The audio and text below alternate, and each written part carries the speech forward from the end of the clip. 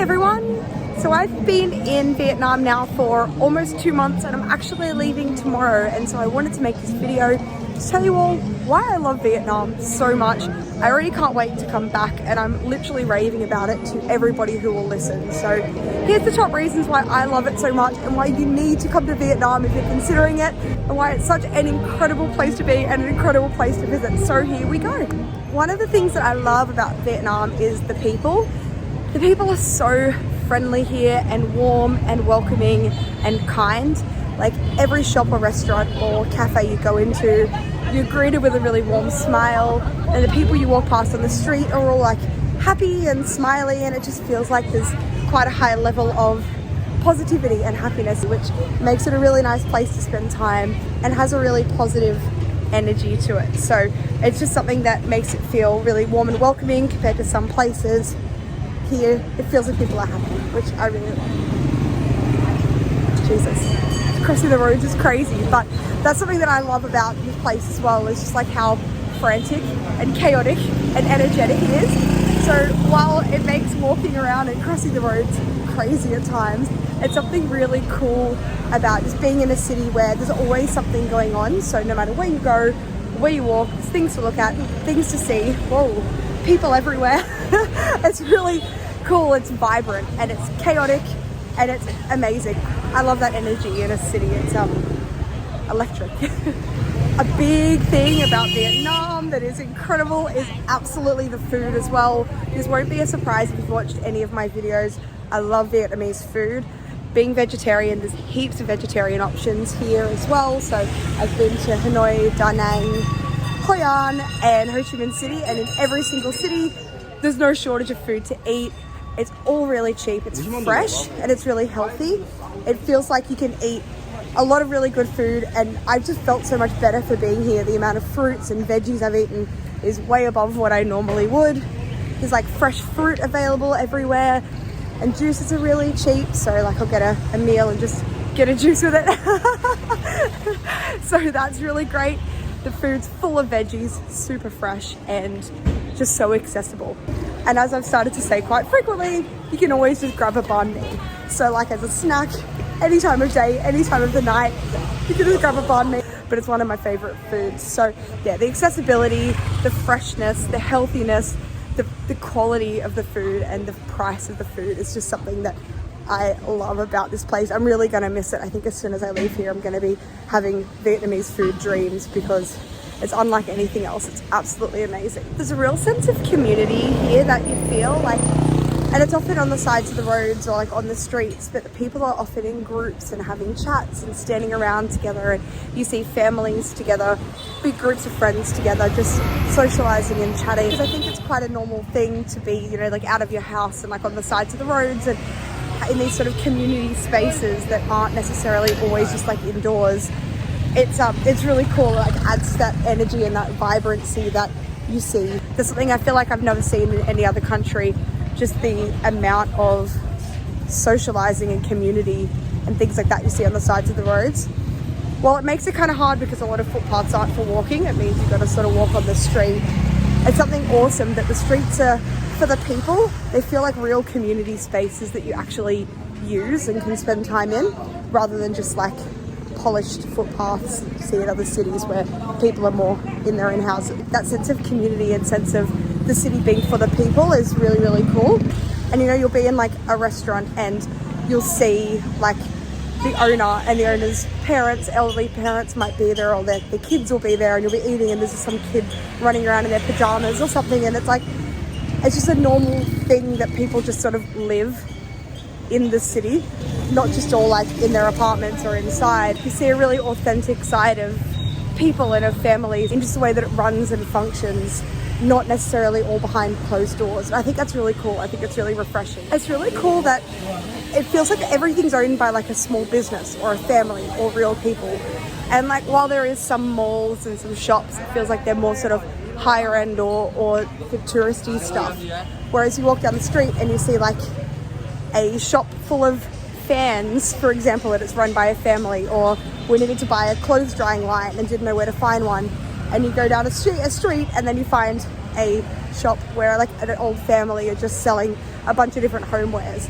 And you're buying things from real people in these specialist shops.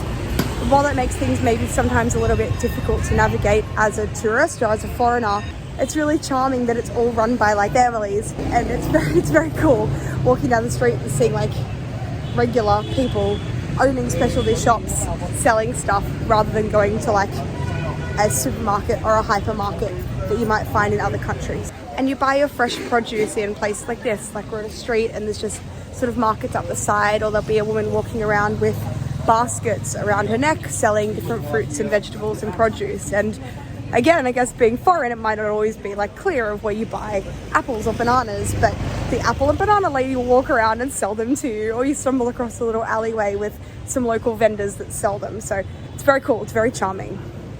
A lot of the Vietnamese food does feel really inherently healthy, like in their dishes, but there's also not a huge amount of like sweet foods and snack foods and discretionary options around like you do see in other places. There's definitely places you can buy like packs of chips and stuff, and there's a couple of convenience stores, but it really is not a huge part of the culture to be having lots of like really unhealthy snacks and lots of junk food. So that's pretty cool. And the portion sizes feel really reasonable as well. Like even if you do get fast food, we had a pizza and it was smaller and a reasonable size for a person. Or if you get a meal from one of the fast food chains, it's by default a smaller size. And you're eating it, it's like this is a reasonable size for a meal. So it really makes sense that it's the country with the lowest obesity rates in the world being here, because it's, you know, the quality of the food, the quantity of the food, the cultural ties to meal times and not snacking as much, and then really good portion sizes. So it feels like a really healthy place to be and to spend long periods. Another reason to love Vietnam is just how varied and diverse it is as a country. Spending a couple of months here and traveling from the south to the north, you see the differences in the cities. So I found Ho Chi Minh City and Hanoi to be very different, Da Nang very different again, and then a lot of the stops in between. It's really cool. No matter what you're kind of looking for, you're looking for something beachy, something more city-like, something a bit more authentic and local. There's so much to see here and there's so much to do.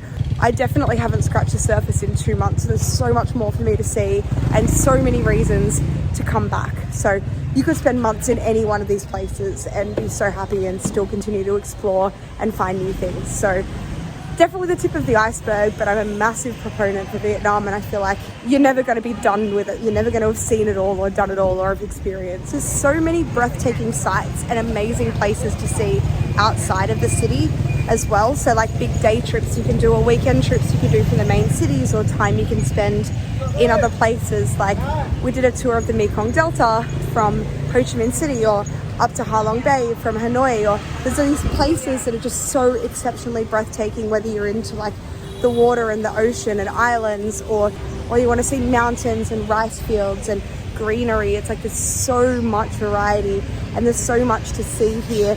It's such an exceptional country. The landscapes are awesome and there's so much to see. And so there's definitely light and dark to this next point, but it's around the history of Vietnam. It's a country with such rich history, for better and for worse. You know, there's been a lot that has happened in this country. I think one of the amazing reasons to visit this country is to see how incredible it is and see all of that history on display. I've been really impressed by the way the museums are, how many of them there are, where they are, and the way that the Vietnamese people are telling that history, and how they have the pride in their country because of so much that's happened and so much adversity that's taken place here. So it's been really confronting at times, but informative and educational and absolutely exceptional to be here and to see the perspective of the Vietnamese people telling the history of their country and the wars and the occupations and so much that's happened. But it's honestly been a life-changing experience learning and seeing so much here, both in terms of the Vietnam War and then more broadly as well. So it's just something that you need to see in your life. I honestly can't recommend going to all of the museums here. I feel like being from Australia, I had some exposure to Vietnamese coffee. I knew that it was a thing and that they liked coffee here, but oh my God, being here is absolutely next level. Like the amount of coffee shops is insane. Every street in every city I've been to here is just littered with coffee shops, and every place you go to, it's like the best coffee you've ever had. I love Vietnamese coffee. I'm a sucker for condensed milk, which definitely helps, but the coffee culture here is amazing, and it puts Australia and Melbourne to shame, to be honest, because it is so accessible and so tasty. I've definitely gone from having like 1 coffee a day when I came here to like 3 coffees a day now. So when I leave Vietnam, I'm gonna miss it for sure.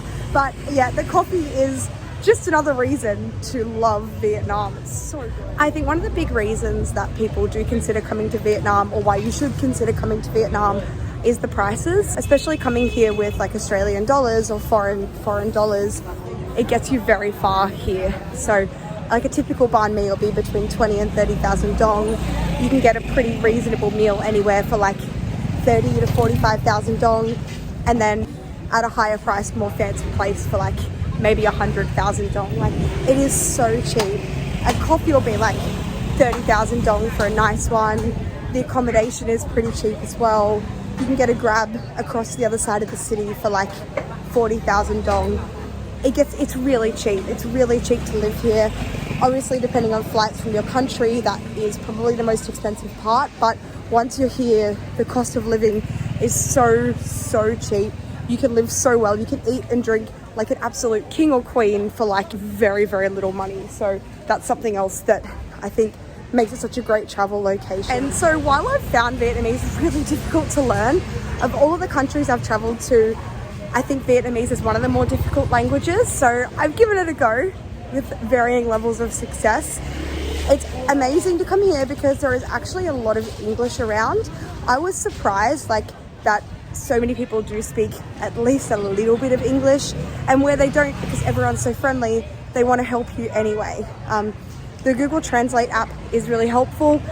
It isn't as good in Vietnam as it's been in other countries because so much of it is tonal and context dependent. So you might try to translate a coffee menu and get some weird words come up, but broadly you can work it out. So I think as long as you know some really basic like hi and thank you, but I mean even then, and a couple of food words to get you through, it's really not bad. It's not a difficult country to travel to, even if you just speak English. So another thing is like one less barrier to coming here and enjoying everything Vietnam has to offer. This might feel like one that you probably take for granted, but I will mention it after spending a few months in South Korea where Google Maps doesn't work.